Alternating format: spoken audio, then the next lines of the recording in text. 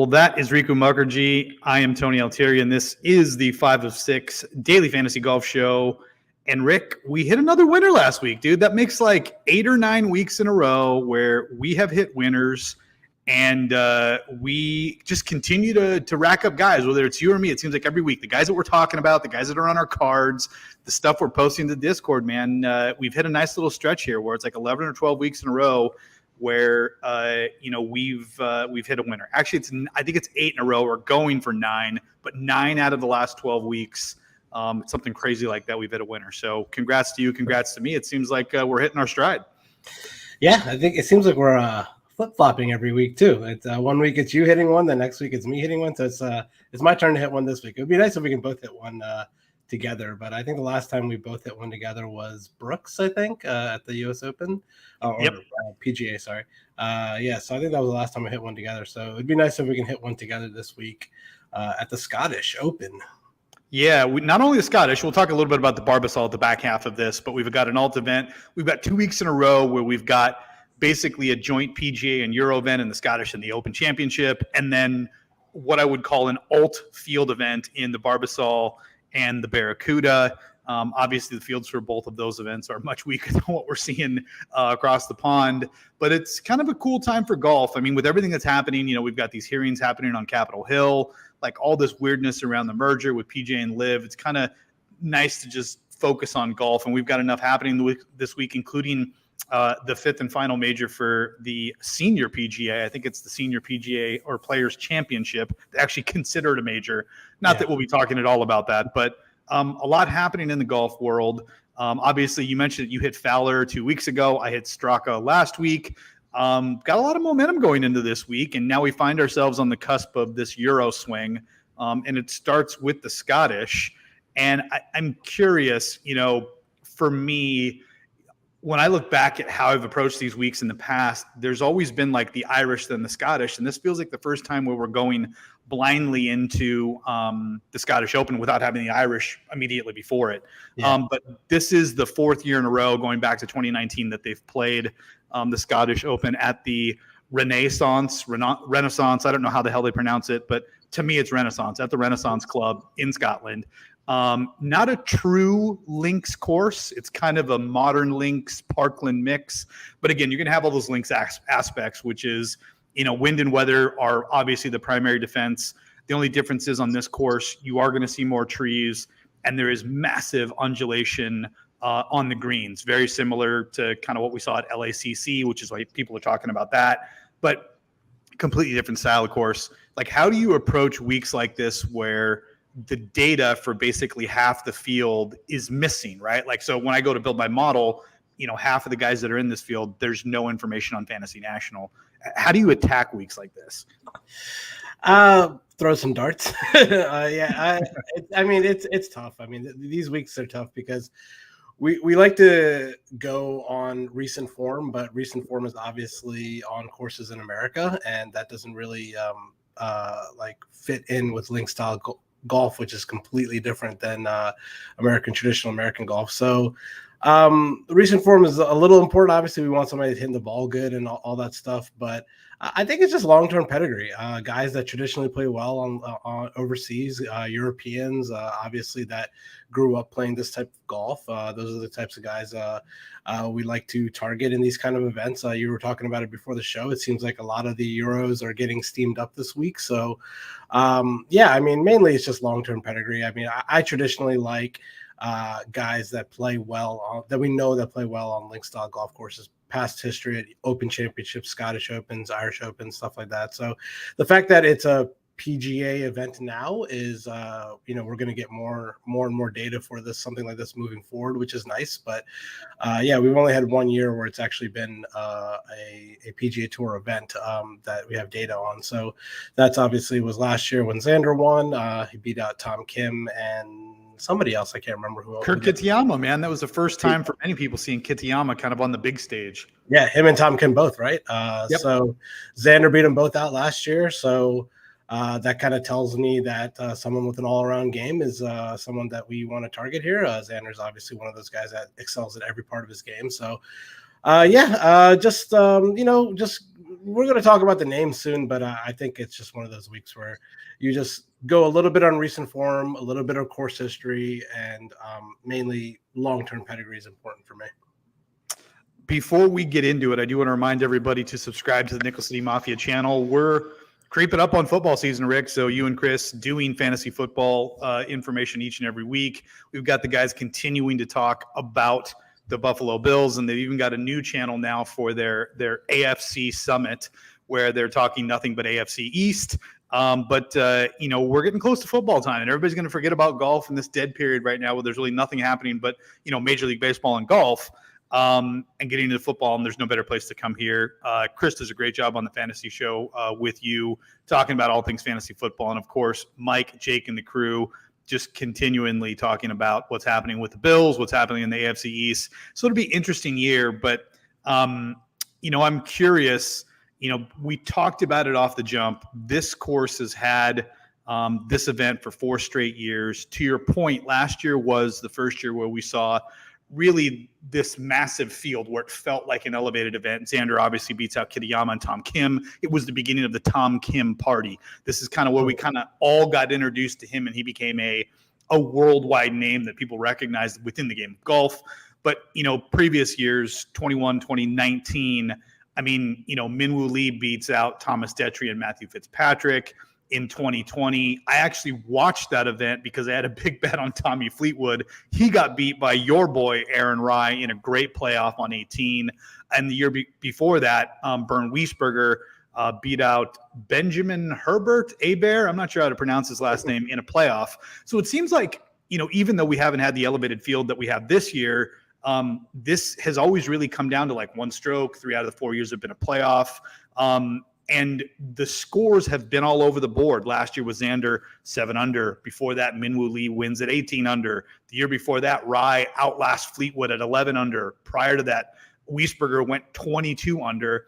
Yeah. And I think it speaks to the variability of links golf and the role that weather plays in this, right?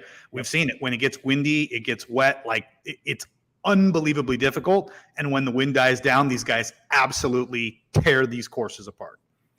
Yep. It's a good time to plug us being on the Discord, because I will discuss weather when I put out my little tidbits on Wednesday. It could be a week where we see a wave advantage. I haven't really looked at the weather yet, so I don't really like looking at it too early in advance, but I'll look at it a little bit tonight and tomorrow. And then when I put out my little notes tomorrow, it'll be a good chance to maybe attack a wave this week. I'm not really sure, but it's a good chance to get some advantage. Like you said, we never know what's going to happen in Scotland, particularly. I'm not really sure. I don't know if this course is on the coast or not, but I don't think it really matters, because in Scotland we tend to get winds at variable times regardless. So yeah, it could be a birdie fest. It could be tough. I'm not really sure what we're going to see this year, but it's very variable. Like you said, it could be anywhere from -10 to -20. So in that situation, it's just kind of try to use your statistics as best as possible and hope you attack the right guys in the right wave. Well, let's go ahead and jump right into it. We've got the Scottish Open, and because we talked about the lack of stats, I just went straight strokes gained. I didn't look at course history. I didn't look at anything else, recent form. I just said, let's look at strokes gained data. Let's put that out there. And then to your point, like, let's look at guys have been playing recently and then kind of make a determination on where we want to be. But we go to the top of the board, above $9,000. We've got 4 guys priced above 10K, and Scheffler, McIlroy, Xander, last year's winner, and of course, everybody's favorite person to talk about and bet on, Patrick Cantlay.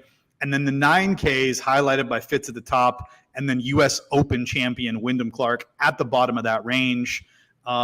Where do we start? Do you think construction is going to be Hatton, Fleetwood drop down, or do you think people are going to go grab like Xander, Cantlay, and then grab one guy out of the 9Ks? Like, how do you think people are going to end up building roster construction, and what do you like this week? I think a lot of people are going to start with somebody above 10K, just because I feel like we have a lot of win equity up there. Even though Patrick Cantlay hasn't won this year, he's been on the precipice of winning. I was going to ask you this question. Like, it would be really weird if we went an entire PGA Tour season without Patrick Cantlay winning an event. Yeah. So I think he's definitely due to win an event. I like him this week. He finished 4th here last year, so a couple spots behind his Xander. I could see, starting a Xander Cantlay lineup is not out of the question, and we know those guys like to play courses, similarly. Wherever one plays well, wherever one plays well, the other one plays just as well. So I definitely like those two guys at the top, Xander and Patrick Cantlay. It looks like ownership wise between the 4 guys up top, it's looking pretty flat, to be honest with you. There's not much ownership difference at this moment between Scotty Scheffler at 17% and Xander at 14%, and Rory and Cantlay in between that. So not much of a difference to make make you want to take a stand on somebody. So it looks like people are gravitating to all 4 of these guys, which is understandable. Scotty Scheffler, obviously best player in the world. It's never a smart idea to fade Scotty Scheffler. So even though he missed the cut here this year, are we going to be surprised if Scotty Scheffler comes out and wins this event this week? No, we're not. Rory McIlroy, obviously a great links player. He has nothing but top 10 finishes in his last 5 events on tour. So he is coming in with good form. So out of these 4 guys, it's tough to choose between the 2. I think I'd rather take the savings and go with somebody like Xander and Cantlay right there. But just one thing that I've learned over the last 6 months is just when you think it's a good time to fade. We may have lost Rick. Oh, did you lose me? Hello? Oh, we got you back now. You're there. We go. You little blip in your feed. Sorry. What I was saying was whenever we think it's a time to fade Scotty Scheffler, it's not a time to fade Scotty Scheffler because the guy just finishes top 5 every single week. So I like Xander and Cantlay up there. Scotty, I would think about playing, but Rory would probably be the fade for me. 9K wise, I like Fitz. Good course history here, a 6th and a 2nd the last 2 years. I like Fleetwood, really good course history here as well, a 4th and a 2nd 2 out of the last 3 years. Anybody else up here you might need to talk me into? I don't really like Fowler coming off of a win. Hatton, it seems like is going to be steamed up. Everyone seems to like Hatton this week, even though he doesn't have the greatest finishes here, 24th, 18th, and a 14th. I mean, that's okay, but out of a 9,600 guy, you're looking for top 10 finishes. So for me, it's Xander, Cantlay, Fitz, and Fleetwood. I would love to hear you talking into someone that you really love else up here. Not necessarily love, but, it's funny. I've the little bit of research that I've done and just hearing other voices within the industry talk about like who they like and who they don't above $9,000. It's funny. It seems the common guy that everybody's fading is Rory McIlroy.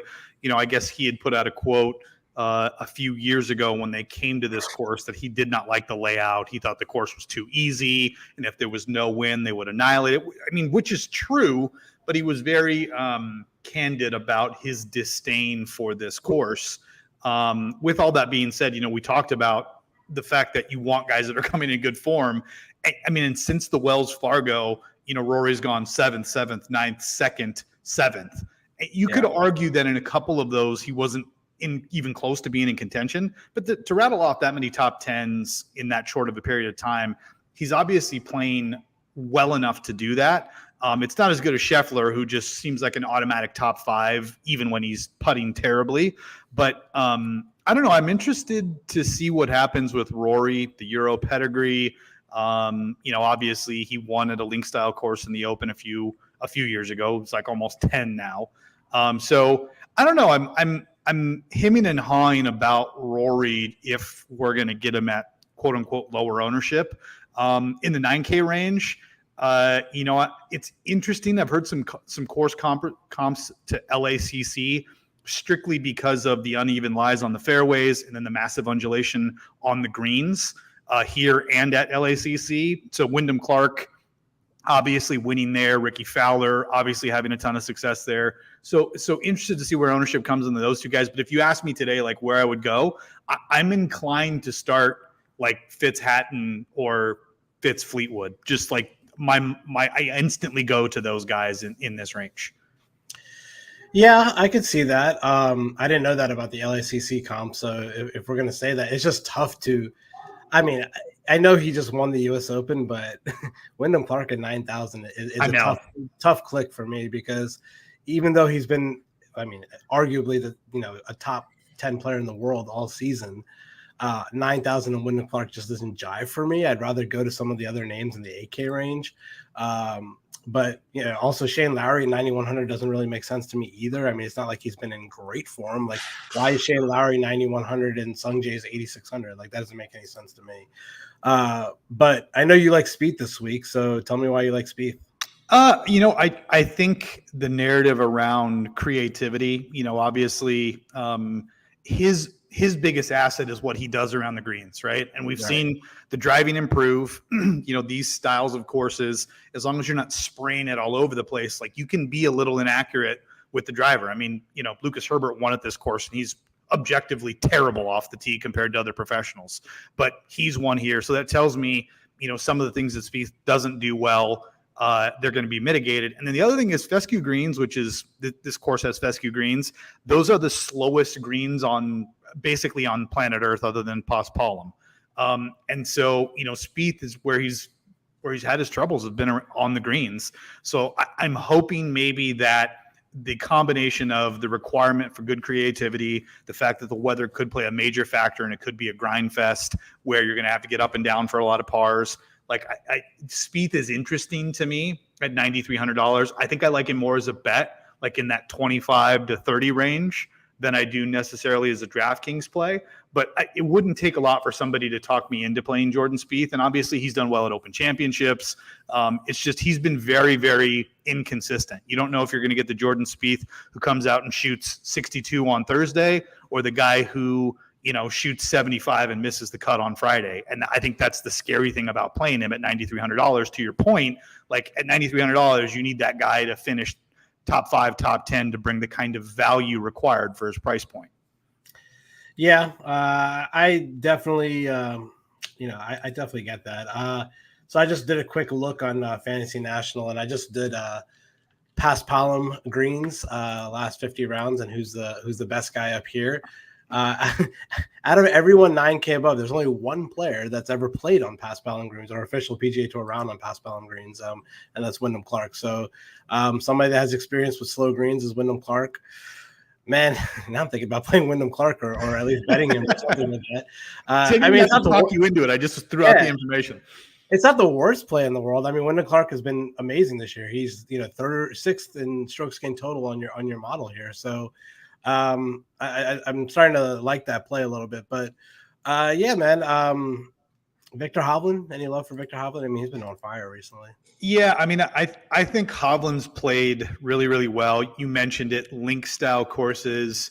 You either need a guy who's a link specialist or a really good all-around player. And of the guys that you mentioned, Xander, Cantlay, Hovland is the other guy that I would kind of throw into that mix, where just the all-around game, everything they do is pretty good. He's worked really hard on the one aspect, which is around the greens, where he's struggled mightily, and he's been very transparent about that. But that part of his game has gotten very, very good. And again, he is a European guy. Like, he grew up playing these types of courses around Europe. So I think there's also that long-term pedigree that you talked about before that you could apply there. So I like Hovland a lot. I think really what it comes down to for me is where ownership's kind of pool and which guys are going to be chalky and which guys are going to be under-owned, because I think I could be talked into basically any one of these guys. And if I can get a massive discount, like on Hovland versus Hatton or Hovland versus Fitz, like I'll take that all day, because guy to guy, objectively, Hovland to me is a better player, even though I know Fitz has won a major, than Matthew Fitzpatrick or Tyrrell Hatton at this moment in time. Yeah, Hovland also had a pretty bad miscut here last year, but then he went on to finish third at the Open Championship the following week. So I wouldn't put too much stock into the miscut last year for Hovland. So he's coming in with great form. He obviously won at the Memorial a few weeks ago. So yeah, I don't mind the Hovland play. I think I'd rather spend the extra $100 and try to get up to Fitz or drop down to Hatton maybe. But yeah, I think he would be like a bubble guy for me. I don't think I'd go overweight or underweight on him. If I'm playing 150 lineups, I'd probably just go even to the field with Victor Hovland this week. Give me your two favorite guys from this range. I would say Fitz and Fleetwood. Yeah, I think I would go Hatton and Fleetwood. I think those. I like you. there's so much alike with Fleetwood. We really didn't talk too much about him, but again, another guy in great form. We're not in the United States, so he actually has an opportunity to win. So yeah, I like both those guys that you mentioned quite a bit. Dropping down into the 8Ks, this is where things get interesting because depending on lineup construction, you're going to have some guys that are going to be massively over-owned and guys that are going to be completely ignored. It feels like early in a week, again, we're on a Tuesday here, Min-Woo Lee has been talked up a ton. Obviously, Tom Kim, we mentioned it. This was his breakout party last year where he absolutely lit it up and everybody kind of associated him with being a world-class player. Ludwig Aberg, who's burst onto the speed in the PGA Tour. A little thing, and I mentioned this a few weeks ago, but it's worth rehashing. He won a collegiate event out in Palm Springs where he won by like 7 strokes. Like everyone was over par. He was the only guy under par. And it was because the course that they played was your typical Palm Springs desert course, but there were consistent 20-mile-an-hour winds with 30-mile-an-hour gusts. And because his ball striking was so good, it did not impact him the same way. And again, he is a Euro. Yeah. So it seems like Ludwig's getting talked up. Tom Kim, who I mentioned, Min-Woo Lee especially, even Justin Rose. The guys that I think are going to be underowned are Corey Connors. I don't feel like anybody's going to play him. I don't feel like anybody's going to play Sam Burns. And then Max Homa is probably the other one that goes ignored here. But give me the guys you like in this range. I like Aberg. I think I'm going to keep riding that wave. He's just so absolutely phenomenal with the driver, and it's just phenomenal. Like he hits the ball 340 down the middle every single time. Yep. Like you said, he's a Euro. He knows how to play in the wind. I think he's. I might as well just say it. I'm putting my flag down, and I think he's a lock for the Ryder Cup team at this point. So I think he still has a lot to prove. Obviously, a win here would go a long way. But I like Ludwig. Justin Thomas is a complete fade for me. I think he's, even though he's 8,300, I still think he's overpriced. I think he should be in the 7K range. He's just a broken man right now, man. Like I don't know what it is. I was having a conversation with my friend the other day, and I don't know if it's like, I hate to blame it on like your personal life, but it seems like when Ricky Fowler got married and he just kind of lost his game, and then like he had a kid, and then his game came back. It seems like Justin Thomas got married last year and his game is kind of broke. It kind of seems like the same kind of pattern that Ricky Fowler went through. So I don't really know what's wrong with this game. It just seems very, very broken at the moment. He can't even make the cut at Rocket Mortgage Classic, which is just, of course he should just eat alive. And I can't play him, man. 8,300. The price seems appetizing for me, but I don't think I can play him. I'd rather play Aberg at 8,200 there. So I think Aberg and Tom Kim and Min-Woo Lee are probably my 3 favorite plays in this range. It seems like the ownership is flocking towards Justin Rose at the moment. What is Justin Rose's history here? Just barely made the cut last year, finished in 69th, coming in with pretty good form. I could fade a chalky Justin Rose here. I'm not really too interested in playing him. Min-Woo Lee won here a couple years ago, so I like that. He's coming in with really good form too. So I think for me, my favorite plays are going to be those guys: Tom Kim, Aberg, and Min-Woo Lee. Everyone else is just kind of meh and kind of a fade for me. Definitely no Burns. Definitely no Adam Scott, Corey Connors. Like these guys just don't appeal to me. Sungjae, I don't know, man. He's hit or miss at the moment. He had a bad miscut here last year. Max Homa's a little interesting. He had a 16th place finish here last year. He's coming in with decent form. So Max Homa's probably like a bubble guy for me. So I think for me, it's Tom Kim, Min-Woo Lee, Aberg, and then Max Homa's my bubble guy in this range. Yeah, you mentioned Sungjae, and it's funny. Ever since, he kind of had a really good stretch from the Players where he finished 6th through the Wells Fargo where he finished top 10 there as well. He goes overseas back to Korea for a wedding. He wins a Korean Tour event, and then he's been objectively bad since he came back to the States. He came back, missed 2 straight cuts, 41st at the Memorial, missed another cut, and then he's kind of been top 20, top 30 the last 2 events at the Rocket Mortgage and the Travelers, which are both events where you would expect him to play very, very well. Justin Thomas, he feels like a worse version of Jordan Spieth in terms of inconsistency. It just seems like he is all over the place, where he missed the cut badly last week at the Rocket Mortgage, and then at the Travelers, he finished top 10. And you just are really unsure, because when you look at the strokes gain metrics, where he typically dominates off the tee and on approach, that's been all over the place. Like, he'll gain 5 strokes off the tee one week and then lose 6.4 the next week. And there doesn't really seem to be any rhyme or reason. There's no injury talks. It just doesn't seem like his head's really in it. So I'm kind of with you on Justin Thomas. I need to see it before I can jump back in. I was one of those guys who was like, JT at 30, I'm in. JT at 30, I'm in. And now he's at 40 or 50, and I'm like, I think I'm out. I think I'm done. Gotta be out now. Yeah. So I think I like Min Woo. I think he's going to be stupidly popular, but I do think there's a ton of upside. He almost won either last week or 2 weeks ago at the tournament that was in Great Britain. I want to say it was like the Betfair or something like that, a Euro event. Yeah, the Betfred Masters. There you go, the Betfred Masters. So, there's a lot to like with Min Woo. I'm a Homa truther, but I'm starting to feel more like Bubba Watson, where it's like you play Max Homa at Max Homa courses, kind of like Bubba, and other places it's an easy fade. I hate to say that, but it's starting to feel that way. Yeah. And I'm with you with Aberg, man. I've been talking about this kid since before he made his first start, and he is not disappointed, other than he hasn't won. Like, we all thought he was going to win the John Deere Classic 2 or 3 weeks going into it, and he damn near did. So I think he's so much like Hovland, in that his ball striking is so good. He just needs to have that week where the putter heats up.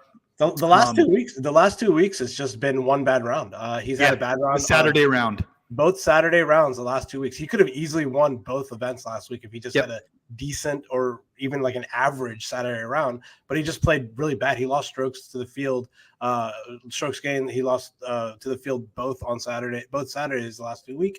If he just played average or just gained a little bit on the Saturdays, he would have won the last 2 weeks.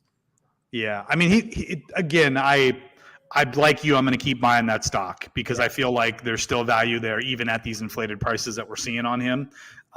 So I like him a lot.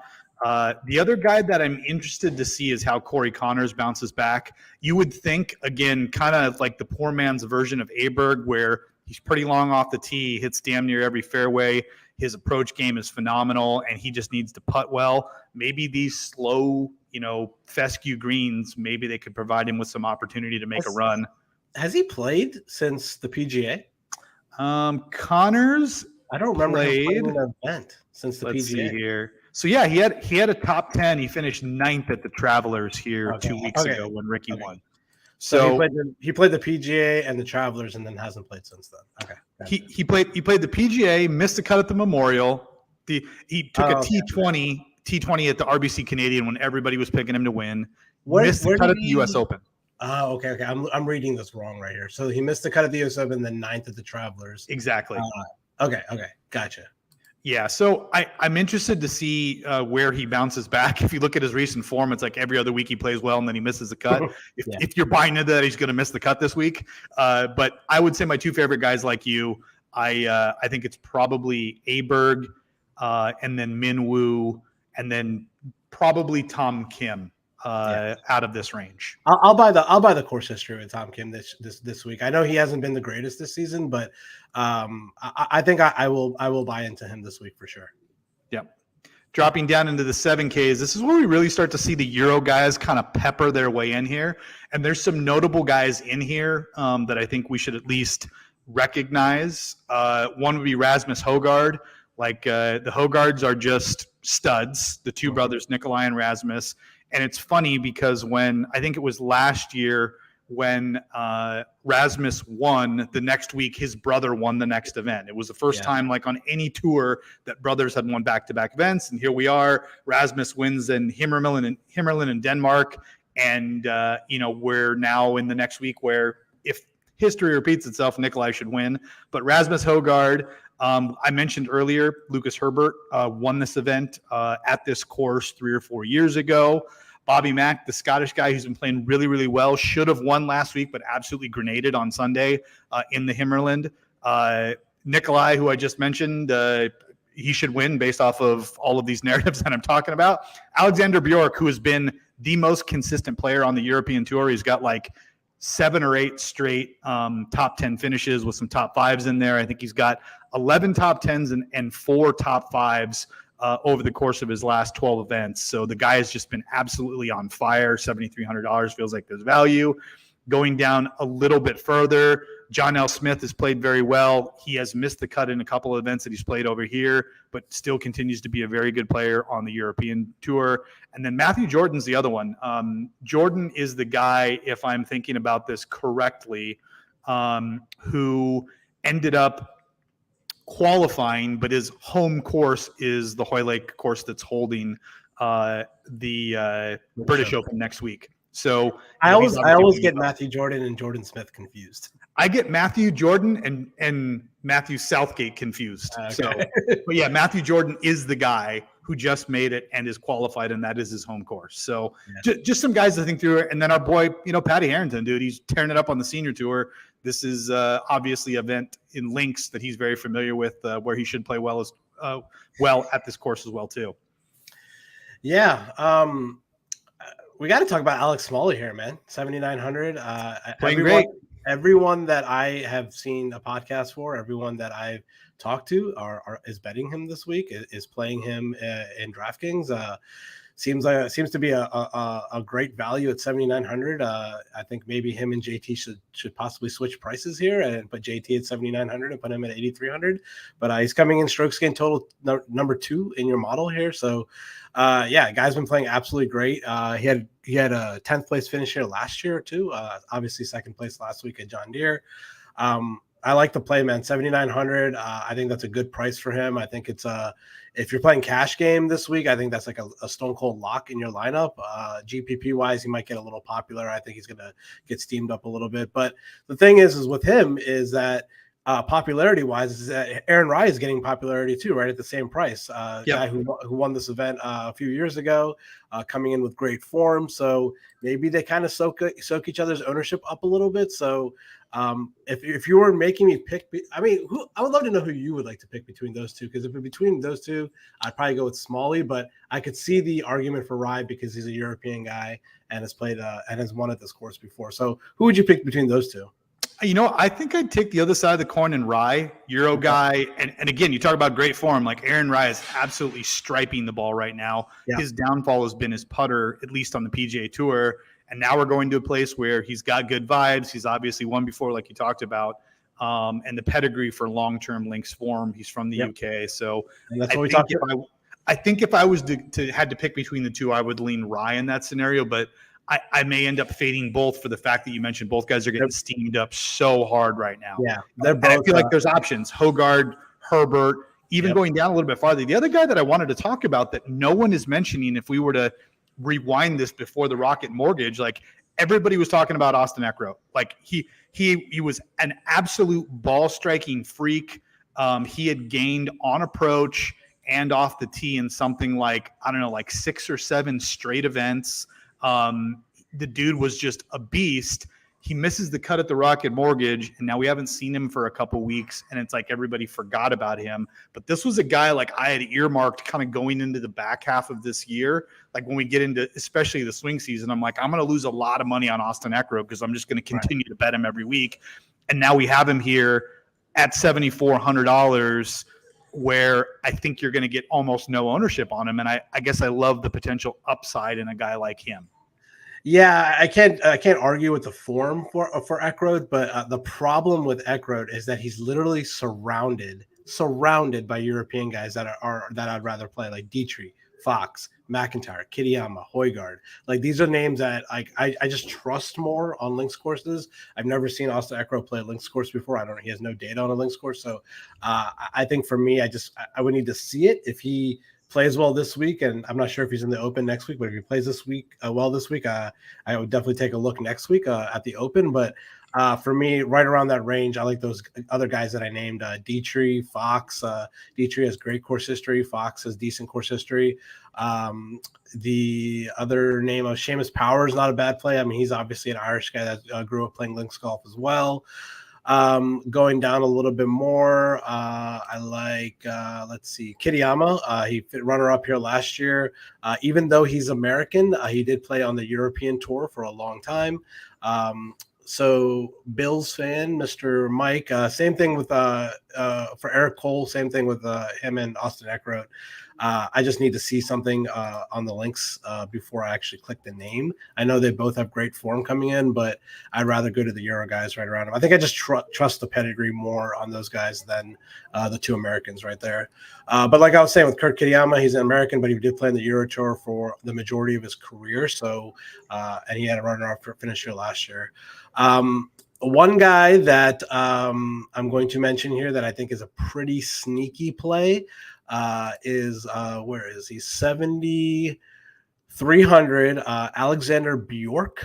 He's played the Scottish Open. I got 4 years of data on him. He's made the cut all 4 years. Coming into this event, his last 4 starts on the European Tour, 4th, 8th, 7th, 6th. So this guy is on the precipice of winning. I think that's a pretty sneaky play. He's not getting any ownership, and he has decent course history here. So at 7,300, where you're looking for making the cut and a little bit of upside, I don't mind the Alexander Bjork play at 7,300. I don't think he's going to get any ownership with names like Adrian Meronk, Alex Noren, Jordan Smith around him.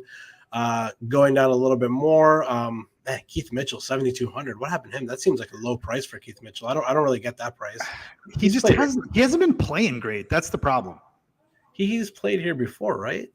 Yeah, I think he has played the Scottish Open before, but yeah, I just 36th place finish last year. I don't know, man. That seems like a nice value for Keith Mitchell. I mean, I was playing Keith Mitchell in the 8Ks and 9Ks recently, so I don't mind the 7,200 price tag on Keith Mitchell there. Yannick Paul has been a beast on the European Tour. If the season ended today, he would be on the Ryder Cup team. I don't think he's going to end up making the Ryder Cup team, but he would be on an automatic bid into the Ryder Cup on the Ryder Cup team. But I don't mind Yannick Paul at 7,100. I don't really know. I don't have any names below that. Garrick Higo played well last week, coming in with a nice finish at the John Deere last week. So maybe some Garrick Higo. Brandon Wu had a 6th place finish here last year, but his form has been really bad. He's 4 out of 5 missed cuts on tour, so not really a play for me. That's about it in the 7K range. I don't really have much else. Do you have anybody else? I don't really, no other names really jump out to me here.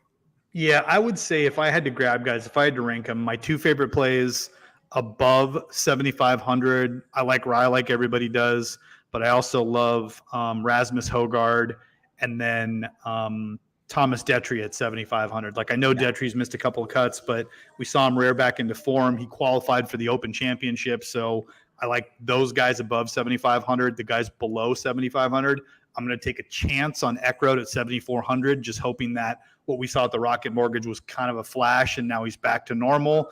I recognize, just like you did, like this is different. It's links style golf, but at $7,400, I think I'm willing to take a chance because I will also be playing a number of guys in that range: Kitayama, Højgaard, even Cam Davis, Bjork, whom you mentioned, and then Meronk. Meronk's been great, dude. He's won 4 times on the European Tour in his career, which I think spans 2.5 years. So the dude is an absolute talent. He is on the Ryder Cup team. He will be one of those guys. So I like Meronk a lot at $7,300. And then going a little bit farther down the board, if I was to kind of grab one of these other guys, I mentioned Matthew Jordan would be the other guy at flat 7K, just based off of the fact that he's building towards the Open Championship, and his finishes have been great.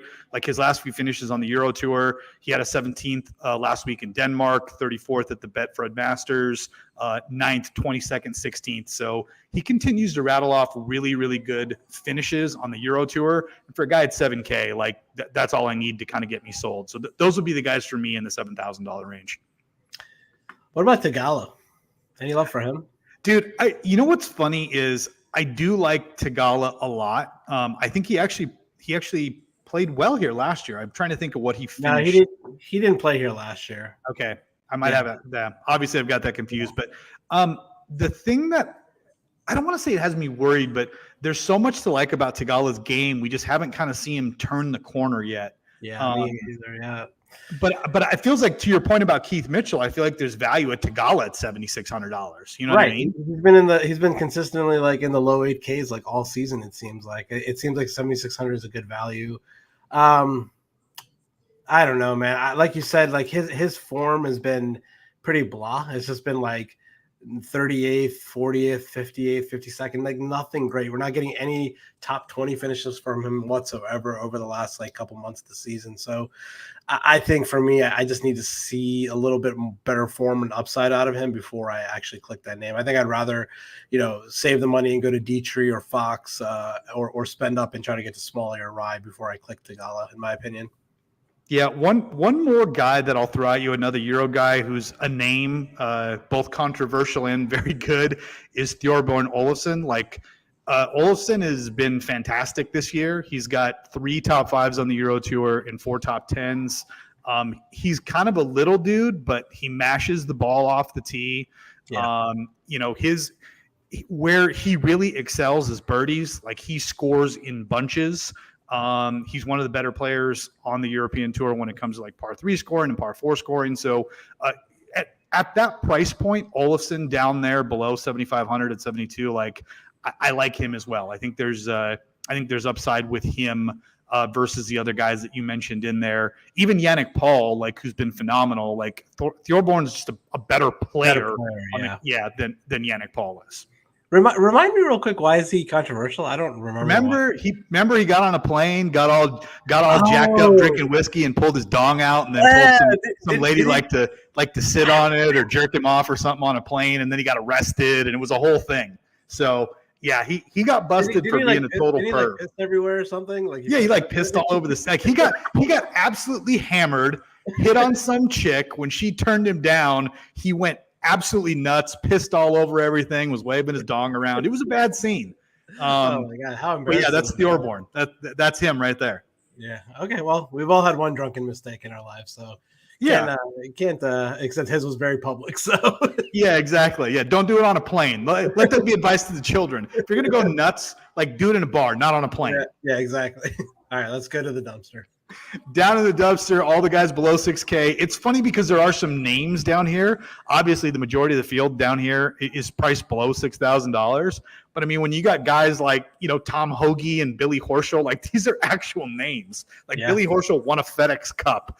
Tom Hoge's won multiple events on the PGA Tour. So there's a reason why they're down here. But like, even CT Pan, like, there's some good names down in this range. But also, like, this is where we basically get all the Euros thrown in. And so without a lot of the strokes gain data and the metrics to be able to do comparative analysis guy to guy, like, I don't know. I think I'd rather not go down here in the Euros. And if I was to grab guys down here, I may lean PGA guys down below 7K.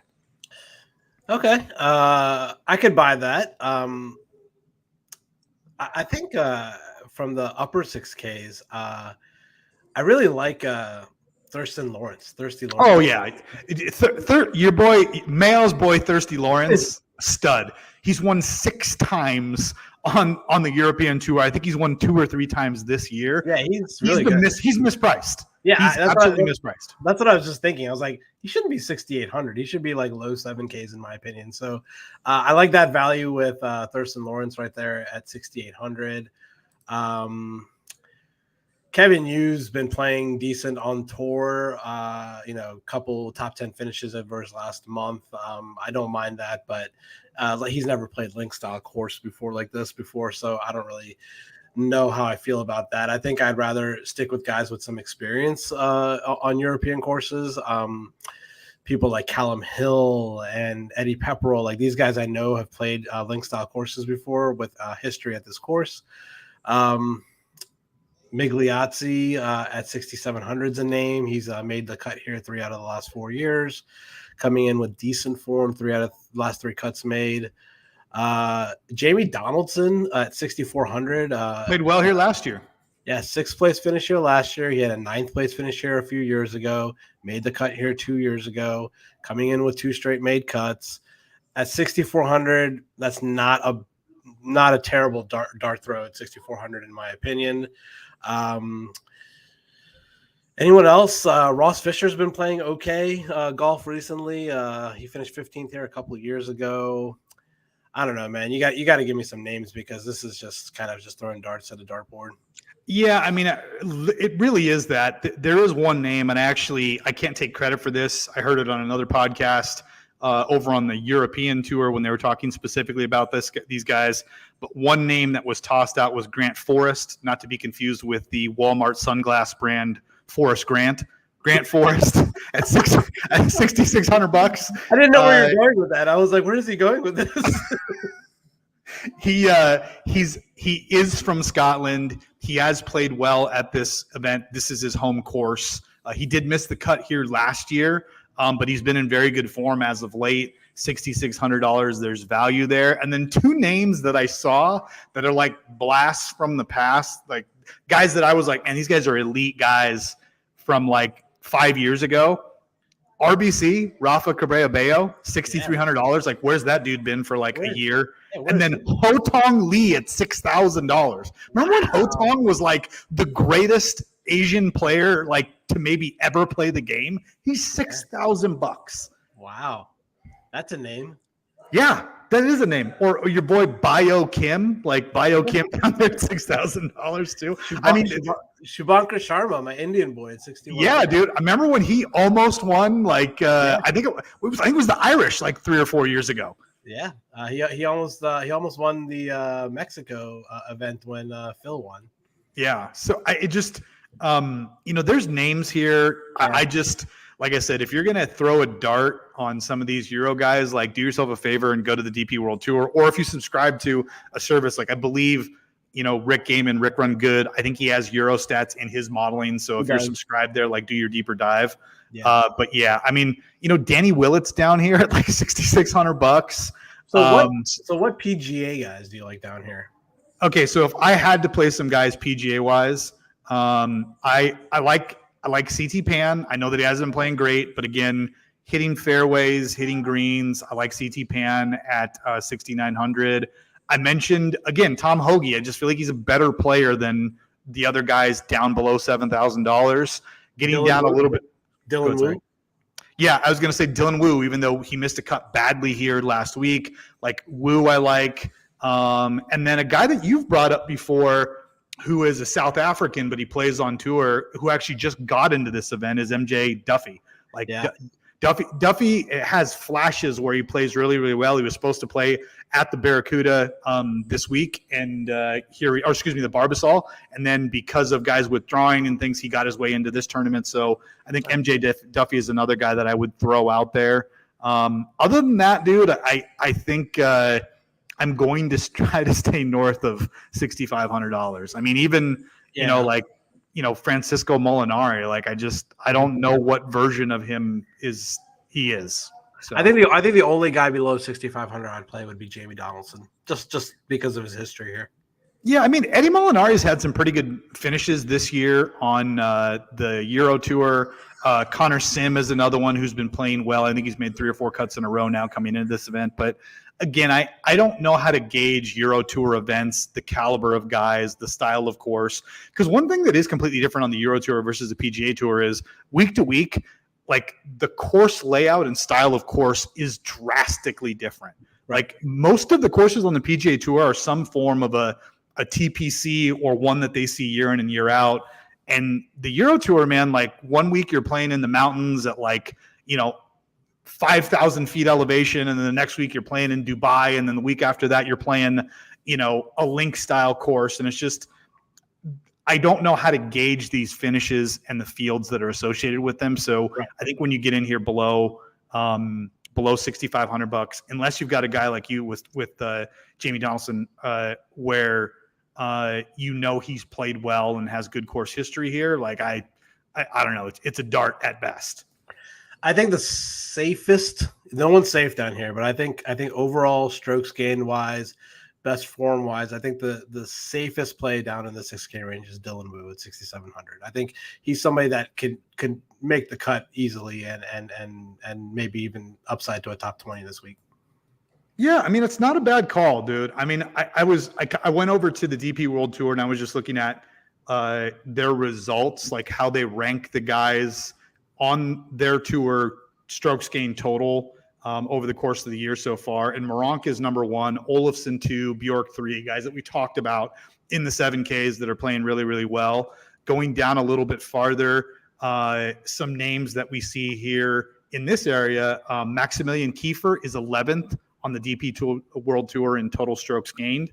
That guy sucks. He doesn't, right? He sucks because he don't win. He don't win, don't get me wrong, but he's got 3 top 5s and 3 top 10s. Whether or not he's going to play here well, I have no idea. I feel like I've lost a lot of money on him in my life. I feel like he's always in contention because his odds are good, but the dude never closes. He does not close. Going down a little bit farther, Adrian Otaegui is here. He's 17th on the DP World Tour in total strokes gained. Some of these Spanish guys, Campillo, Larrafabal, Otaegui, Adrian Arnaus, like these guys have been playing pretty good golf on the European Tour. I feel like I see one of these names at the top of the leaderboard every week when I check in on Sunday at the European Tour. Dude, Pablo Escobar Larrafabal, like he's 16th on the Euro Tour. Otaegui is 17th. Yeah. Jorge Campillo is inside the top 20. So to your point, these Spanish guys, they're playing well in the Euro Tour, but like I said, the courses are so drastically different in the field strength, like you don't know. So again, it's a dart. So if you're gonna throw a dart, like I said, go to the DP World Tour site, go to their stats, and look up how these guys are playing before you add them to your rosters. All right. We talked about it. We talked about these guys enough. So from a betting perspective, have you placed any bets for either event? We haven't even talked about the Barbasol yet, and we'll touch on that here in 2 seconds. But I haven't placed any bets on either for either event, but I will tell you that for this event, hold on, let me pull up the odds real quick. I do like. I'm going to bet Aberg for sure at 40-1. I have him at 40-1. I'm going to bet Tommy at 20-1. I like those numbers for those two guys. Other than that, I'll have to look around. I don't mind the Wyndham Clark number now that we've talked about him a little bit. Wyndham Clark and Justin Thomas have the same odds, and they're $700 apart on DraftKings. Wyndham Clark obviously is more expensive, so I don't mind the value with Wyndham Clark at 40 or 45-1 wherever you can get him. Tom Kim at 50-1 seems like a good bet also. But for that those are my guys that I'd be kind of attacking on the. Obviously, I'll have my full betting card out tomorrow. The Barbasol Championship, I haven't bet anybody yet, but I'm gonna bet Peter Quest. I saw him at 30-1. Guy's good, man. I wanted to. So I didn't want to give him the benefit of the doubt when he played well a couple weeks ago, but he backed it up, played really well last week also. I think he's really live to win this week. He's my one and done pick for that event this week. So I like Peter Quest at 30-1. I don't really have any other bets. I'm probably going to bet people like Batia and these guys, but I don't really have anybody else in the Barbasol. Who do you like? In the Barbasol, I'll tell you who I have bet. I have bet Vincent Norman at 28-1. Just the ball striking's great. And you just got to hope that, this super easy course, he just continues to do that. So him at 28. My one and done pick is Justin Lower. When I went back and did the research, and I looked like over the last 36 rounds, the guys who have the best stats on easy scoring courses, it's like Justin Lower and Vincent Norman 1-2. Just if you go back, whether it's 12, 24, 36, 50. So I like Lower as well. I bet him at 35. The other guy that I'm teetering on, just because he won at a super easy course here, I can't remember this year or last year, but Chad Ramey, he's playing better. And he seems to always pop up on these leaderboards at these jabroni events. Chad Ramey, you can get him like 40, 50-1, depending on where you go. And then the other guy is Kevin Roy. Like Kevin Roy absolutely smashes the ball off the tee. Ball striking has been good. You can get him anywhere between 80 and 100, depending on what your book throws out there. So those were the 4 guys that I was looking at. The only 2 bets that I have made realistically are Norman and Lower, but I may add Ramey and Roy. Okay. You don't want to follow. You don't want to roll with Peter Quest here. I can't fault it. The dude's playing phenomenal, but it feels like in both events, and again, the sample size is super small with 2, but he kind of wilted on Sunday. Like Yeah. it's like played really well for 3 days, and it's like, kid, you're in contention, you got a chance, and he just shit the bed. So Yeah. I just I gotta see it close before I can jump on. But dude, in this jabroni field, I mean, he could go out and just blitz the field. You never know. Yeah. I like the Lower call, Justin Lower. I think I'm going to bet him too. I like that. Yeah. Call. Yeah. Like I said, when I dove into the stats and I looked at just tee to green, just overall strokes gained total on easy playing courses, like he dominates. So I like Justin Lower a lot this week. Okay. Sounds good. I'm looking at some of these names, the bombs on the betting board for the Barbasol. Man, some of these guys are like just blasts from the Chris Stroud. Where has he been at? Oh man, that's a great question. I used to get Chris Stroud and Chris Kirk mixed up, so I thought Chris Stroud was a drunk. Turns out it was Chris Kirk. Yeah. But I don't know, dude. Like it's like let me pull up the odds on these guys real quick for the Barbasol. Take a look here. Scroll down a little bit. Yeah, there's some names down here. Matthias Schwab 150-1 in this field, man. Didn't he used to be good?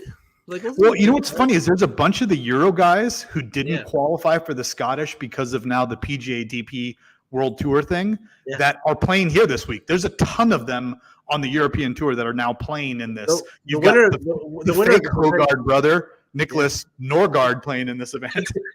Who's that? He's a Euro guy. His name, I thought it was like, I was like, wait, I thought Nicholas Hogard was playing in Scotland. It's Nicholas Norgard, not Hogard. Okay.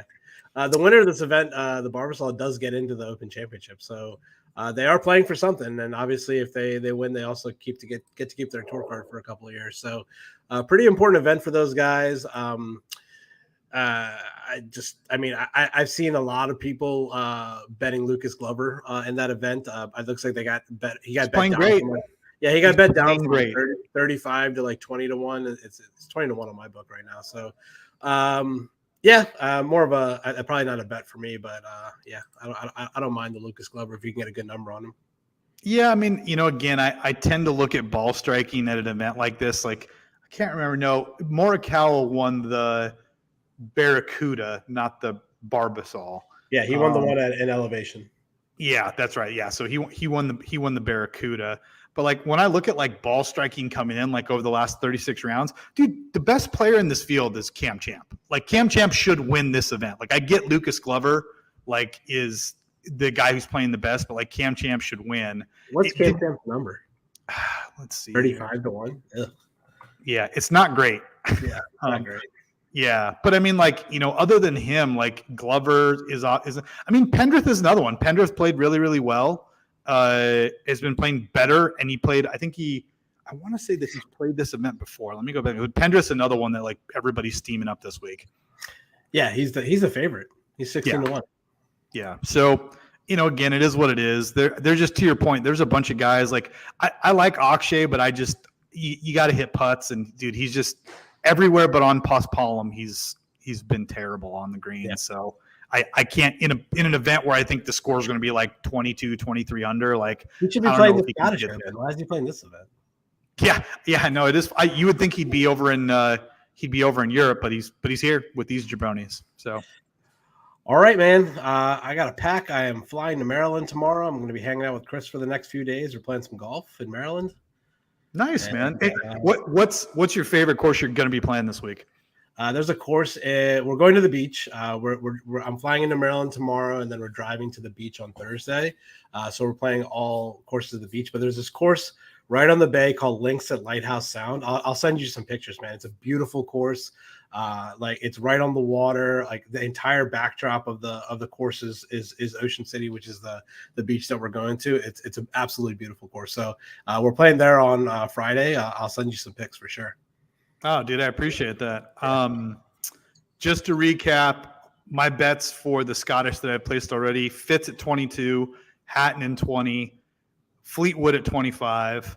I had Lowry originally at 40. I cashed it out. I don't know if I'm going to take him, but Rye at 75. You can find a better number. Moronk at 80. Nicholas Hogard at 110. And then Thomas Detry at 130. I may add a couple more bombs in there, but I think that's where I'm going to live. And I think you like a lot of the same guys at the top of the board for the Scottish this week. Sounds good. All right, man. Well, enjoy, safe travels. Good luck to everybody this week. And maybe we'll hit dual winners. Maybe you'll hit one and I'll hit the other one in the other event. That'd be great. If you hit a winner in the Scottish, I'll hit the winner in the Barbasol. We'll go home happy. Or vice versa. Let's go Justin Lower. Let's go Justin Lower and like Terrell Hatton. We both like both those guys. Let's have both those guys win this week. Yeah, Justin Lower and Tommy Fleetwood. That'd be a great week for us. Double winner for the. All right, Rick. Take care, man. Have a great week and safe travels. All right, man. See ya.